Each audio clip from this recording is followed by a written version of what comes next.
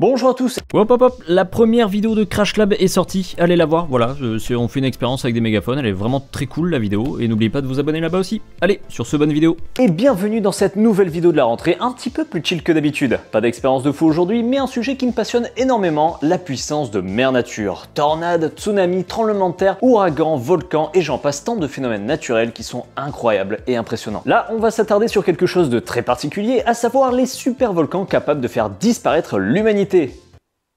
Non? Si je vous dis volcan, vous me dites lave, et si je vous dis lave, vous me dites pierre de lave. Et ça tombe bien, car c'est très beau à porter au poignet, comme avec ce petit bracelet proposé par une marque que vous avez déjà vu sur la chaîne, et on les remercie encore une nouvelle fois pour leur soutien. Je parle bien évidemment de Holzkern. Holzkern propose des montres de très bonne qualité, comme celle-là par exemple, ou celle-là, ou encore celle-là.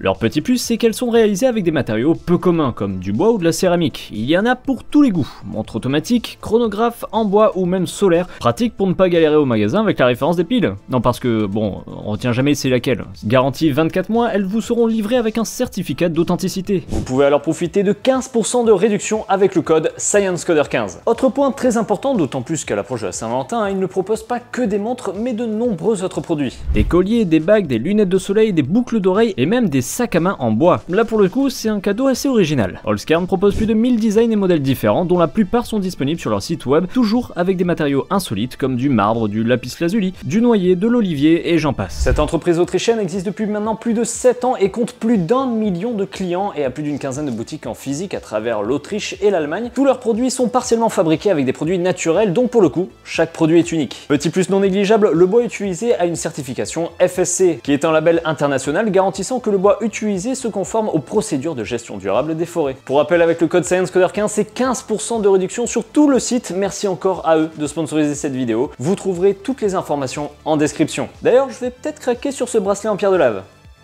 De tous les volcans du monde, il en existe une catégorie peu banale qui se nomme les supervolcans. Il en existe une vingtaine à travers le globe et c'est tant mieux car ils ont la capacité de changer le climat du monde en une seule éruption. Le plus connu d'entre tous est très certainement Yellowstone qui a été mis à plusieurs reprises en avant dans certains films, dont notamment 2012 de Roland Emmerich avec cette très impressionnante et iconique éruption qui a fait trembler moult salles de cinéma en 2009. J'adore ce film. Partons en Amérique du Nord et plus précisément au parc national de Yellowstone, ce magnifique parc qui regorge de canyons, de lacs, de bisons, de forêts somptueuses. Il y a d'ailleurs une très bonne série de Nat Geo là-dessus, je vous la conseille pour tous les amoureux de la nature. Il se trouve que ce parc se situe à l'intérieur d'une caldeira qui n'est pas petite puisqu'elle fait plus de 85 km sur 45. Mais avant de continuer, qu'est-ce qu'une caldeira? Eh bien, c'est très simple à comprendre en vrai. Une caldeira se forme lorsque la chambre magmatique du volcan se vide entièrement et que ce qui se trouve au-dessus s'effondre. Nous allons alors avoir une vaste dépression circulaire qui va se former et c'est ça qu'on appelle une caldeira. Pour la petite histoire, le parc national de Yellowstone fut découvert dans les années 60 grâce à des fouilles dirigées par Bob Christensen du United States Geological Survey. À cette époque-là, on ne savait pas encore que c'était une caldeira car malgré la présence de fumerolles et de bains chauds, rien ne laissait paraître que cela venait d'un volcan. Mais après des recherches géologiques entre les années 60 et 70, la caldeira fut enfin dévoilée grâce à la découverte d'une chambre magmatique gigantesque. Depuis ce jour, le volcan est ultra surveillé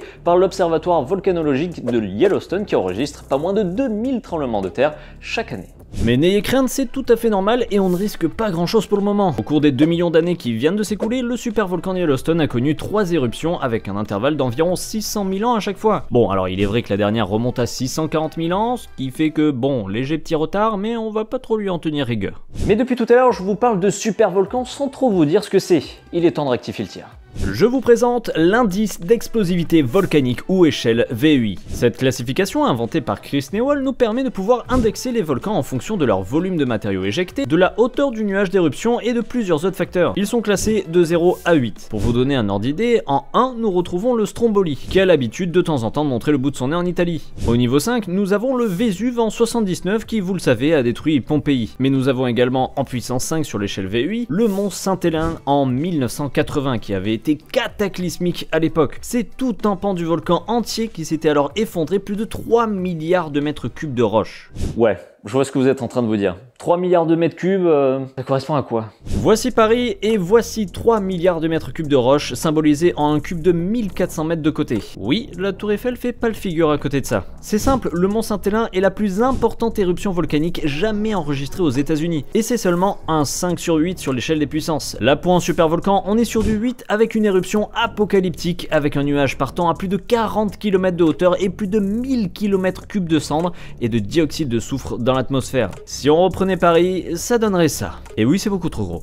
Revenons sur notre caldeira si vous le voulez bien. Saviez-vous que le supervolcan Yellowstone n'est pas resté à la même place tout le temps? Et non, il s'est déplacé de 1600 km, je vais vous expliquer. La lave, tout droit issue des entrailles de la Terre, se crée un chemin pour remonter à la surface, et quand la pression est trop forte, cela crée un volcan. On appelle ça un point chaud. Le bémol dans l'histoire, c'est que les plaques tectoniques qui englobent notre Terre bougent au contraire des points chauds qui, eux, restent fixes. Ainsi, au cours de plusieurs millions d'années, les plaques tectoniques se sont déplacées de plus de 1600 km jusqu'à aujourd'hui où se trouve l'actuel caldeira de Yellowstone. Mais voilà, un point chaud ne fait pas tout et c'est là que la chambre magmatique entre en jeu. Et disons que celle de Yellowstone n'est pas toute petite. Dans les années 1970, la découverte de la chambre magmatique fut surprenante pour les chercheurs, mais pas aussi surprenante qu'en 2015 lorsque d'autres chercheurs de l'université de l'Utah cette fois-ci ont trouvé à pas moins de 45 km sous la caldeira une immense chambre magmatique pouvant remplir 11 fois le Grand Canyon. Sa taille est énormissime, plus de 64 km de hauteur sur 40 km de large. Heureusement, seuls 2% de la chambre magmatique est en fusion, le reste n'est que de la roche chaude et spongieuse, ce qui est une très bonne nouvelle pour notre survie.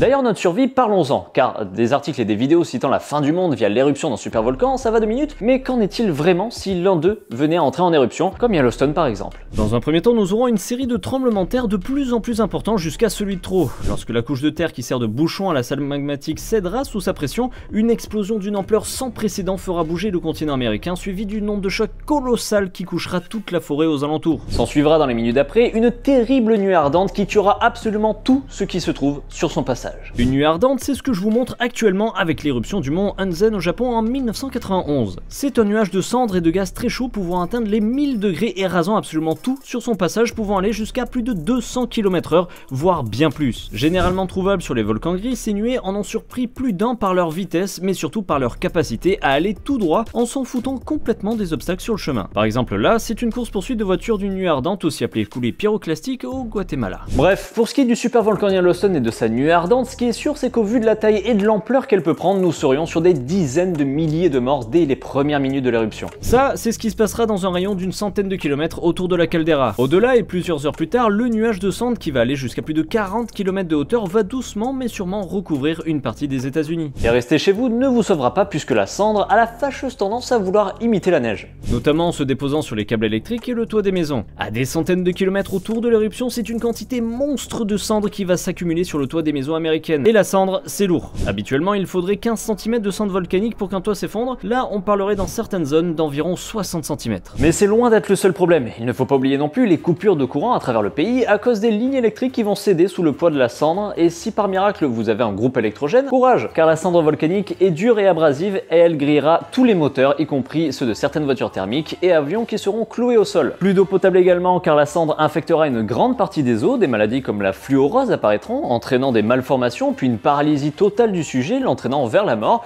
Et si vous avez le malheur de respirer trop de cendre, celle-ci se transformera en une sorte de ciment dans vos poumons et vous tuera. Voilà, et une bonne année à vous. Ah, je voulais reprendre l'année sur une petite vidéo, voilà.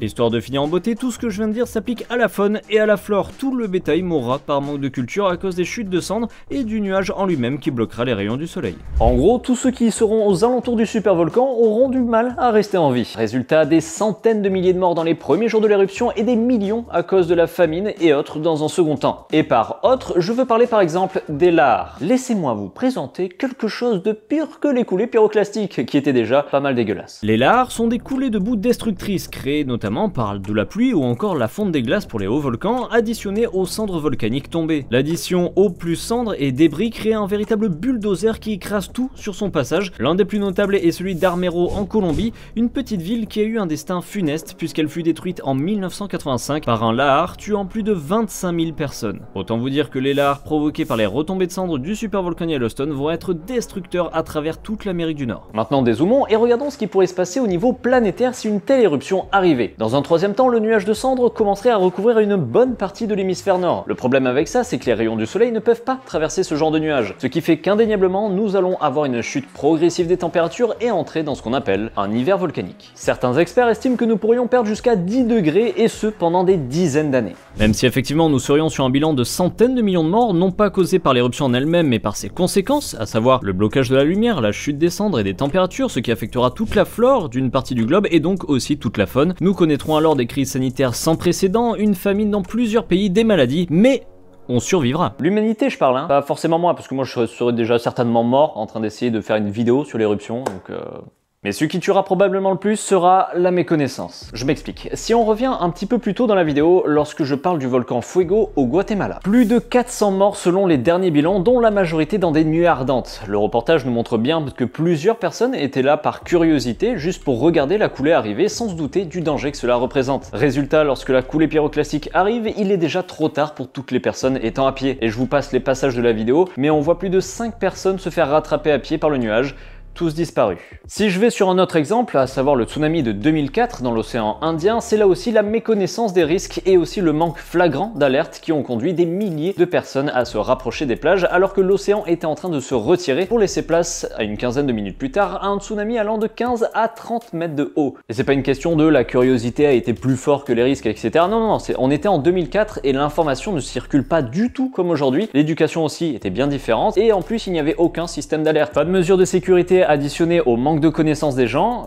au passage, quand la mer se retire de plus de 100 mètres en 5 minutes, c'est qu'il y a très probablement un tsunami qui arrive, donc barrez-vous. Eh bien, ça nous a donné un bilan colossal de 250 000 morts et disparus qui auraient pu pour beaucoup être évités si au lieu d'aller à la plage, les gens s'étaient réfugiés dans les hauteurs. Yellowstone n'est pas prêt d'exploser, ni lui ni les autres supervolcans de notre planète. Et dans tous les cas, je vous fais la promesse de parler dans les années qui arrivent des phénomènes de catastrophes naturelles qui me passionnent et comment s'en prémunir. Merci à tous d'avoir regardé cette vidéo et n'oubliez pas Crash Lab si vous n'avez pas encore vu la vidéo dans laquelle on refait l'expérience de Bart Simpson avec les mégaphones. Allez-y, foncez, c'est fun, abonnez-vous à Crash Lab et à The Sense Coder aussi d'ailleurs si c'est pas déjà fait. Petit message maintenant pour tous les donateurs, pour ce qui est des goodies du crowdfunding de l'année dernière, point de panique. Si vous n'avez rien reçu, c'est tout à fait normal. Pour vous la faire courte, Unbolter a encore été décalé, mais pour le plus grand bien. On vous prépare des surprises de fou et on veut que tout sorte en même temps, c'est-à-dire goodies comme série, car il risque d'y avoir quelques spoilers dans les goodies et on veut pas tout se faire piquer non plus. Et pour nous faire pardonner, on rajoutera un petit cadeau à tout le monde. Je vous donnerai un petit peu plus de news dans les prochains mois, désolé encore de l'attente, mais on veut faire les choses bien et ça prend du temps. Merci de votre patience et merci encore à Allscairn pour avoir sponsorisé la vidéo. Je vous rappelle que vous pouvez profiter de 15% de réduction avec le code ScienceCoder15, donc pensez-y pour le cadeau de la Saint-Valentin ou juste pour un cadeau comme ça aussi. Encore merci à eux et à très vite pour une nouvelle vidéo dans laquelle il y aura de la slow-mo et une explosion. Allez, ciao!